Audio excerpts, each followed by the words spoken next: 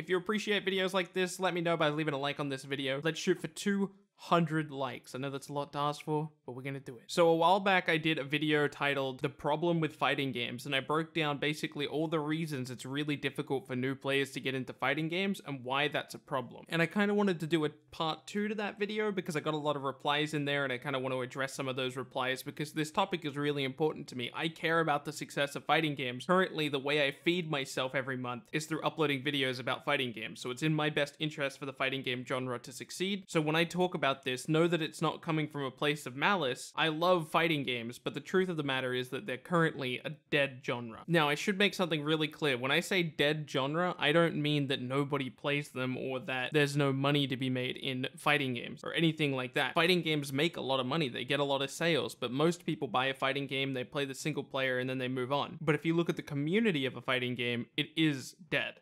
There is no community right now. If you go to twitch.tv, there's no fighting game which averages 2,000 viewers. If there's a tournament going on or something, you might get like 20, maybe even 60,000 viewers on a fighting game. But as far as like average everyday viewers, there's no fighting game which hits 2,000. I think for a while, Super Smash Bros. Was doing it, but that's really about it. And to put that in context, games like Heroes of the Storm, Dead by Daylight, StarCraft, Minecraft, and RuneScape all average somewhere between 3,000 and 5,000 viewers. And all of these games are considered quote-unquote dead. And it's frustrating to me because the fighting game genre is totally a genre that should be able to succeed in this area because tons of people should be trying to learn how to get better. And that's really a valuable marketplace on Twitch. You can go watch, League of Legends, Hearthstone, PlayerUnknown's Battlegrounds, Fortnite, and you can watch people stream this game and you'll notice yourself getting better and better because they're slowly teaching you things. This should apply to fighting games as well, and to some extent it does, but only in an audience of like 1,000 viewers. I see all of this as a significant problem with fighting games. And in my previous video, What's Wrong with Fighting Games, I talked about how you could go about fixing those problems. And here's a quick summary of those things. New fighting games should use one-button abilities instead of the directional input system. They should release on PC because PC is a massive market which currently isn't being used by fighting games at all, and adopt a free-to-play model. I'm just going to do a quick summary of why I think these things are really important. Again, releasing on PC is important because there's a massive market there that doesn't have access to fighting games right now. The free-to-play model is really important because it's very difficult to convince people that they should spend money on a fighting game, which is something they're going to have to spend time on to learn. So having a free-to-play model, I think, is a really good way to go because you can get people in there playing the game. I can show you statistics of people releasing on PC with the free-to-play model and without the free-to-play model and show you that the free-to-play model succeeds infinitely more than the regular model. New fighting games should use the one-button ability system that games like Rising Thunder and Fantasy Strike use because teaching new players how to play fighting games is really important, and I'm going to go into more detail in a second when I talk about the replies I got on my previous video. So my previous video, I got a ton of replies from people within the fighting game community. It took a while for them to actually show up because obviously you guys watched my video first and you guys listened to all my points, and whether you disagreed with them or not, you were quite cordial and quite civil about your disagreement. But then slowly people from the FGC slowly saw the video and they were a little bit more hardcore in their beliefs. So I'm going to do my fair summary of what they said in my comment section and reply directly to that. So here is my 4-point summary of my comment section in that video. You would be making the game too easy. Free-to-play does not work for fighting games. Get good, and throwing a fireball isn't hard. If throwing a fireball isn't difficult, if doing a command grab isn't difficult, if doing all these things isn't difficult, why not have them be one-button abilities rather than having an extra learning curve for new players that now have to not only hit training mode to learn how to do combos, but also how to compartmentalize those combos. They have to figure out the abilities that they need to use in those combos. There's a funny saying that goes around quite a lot in anything you have to train for, but it comes up in sports, it comes up with video games, it comes up in music. Practice makes perfect. In the case of fighting game, it really doesn't make perfect. Practice, at least the amount of practice it would take to make perfect in any other genre, creates a participant. If you're new and you've never played a fighting game before, it's super unintuitive to throw a fireball. No other game would ever ask you to press all of these buttons just to throw out one ability. Imagine if we played Counter-Strike and I said, hey, in order for you to shoot your gun, just before you shoot it, I need you to press 1, 2, and then shoot. But this is only with the sniper rifle. With the pistol, in order to, first of all, to pull out the pistol, you have to switch to it the same way you would regularly switch to it. So maybe you press 4 on your keyboard or whatever it's bound to. But then to be able to shoot with your pistol, I now need you to press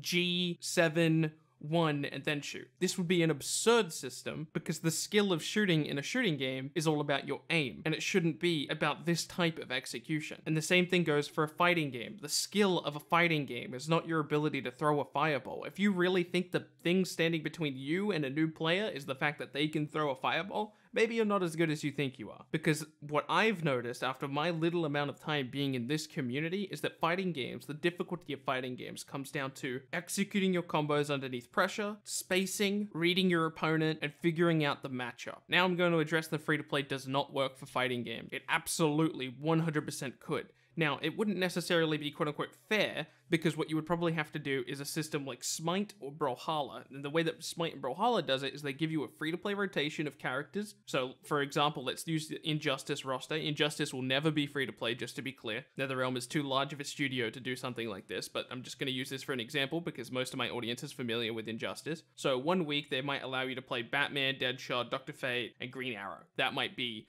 free-to-play rotation. And that would be it. There would be all the characters you have access to. And the next week it would be Atrocitus, Raiden, Poison Ivy, and Captain Cold. This is obviously pretty bad for you if you're a specialist player. Like if I only play Superman, this kind of sucks for me because I won't be able to play some weeks. But that's why you have currency systems in the game which allow you to slowly work up to purchasing a character full time. And the reason why you would have to go up slowly is because it is a free-to-play game, but they would have an option just like Smite or Brawlhalla where you can spend $40, which is significantly less than you would spend on a brand new fighting game like Street Fighter or Mortal Kombat, and then that $40 would give you access to every single character that will ever be released ever. This model works. Games like Brawlhalla and Smite have proven it, but you do need to have cosmetics to go along with it to incentivize those people who do want to buy cosmetics to help you, pay the bills and fund new characters and stuff like that. So a cosmetic system alongside with a free-to-play rotation plus a character pack, I think is the absolute best way to go for fighting games. Again, I can prove this works. Just go look at Brawlhalla, and they even give you like 8 characters or something like that for a free-to-play rotation, which is insane. You're making the game too easy. I really don't think so. I addressed this a little bit before, but the difficulty of a fighting game shouldn't be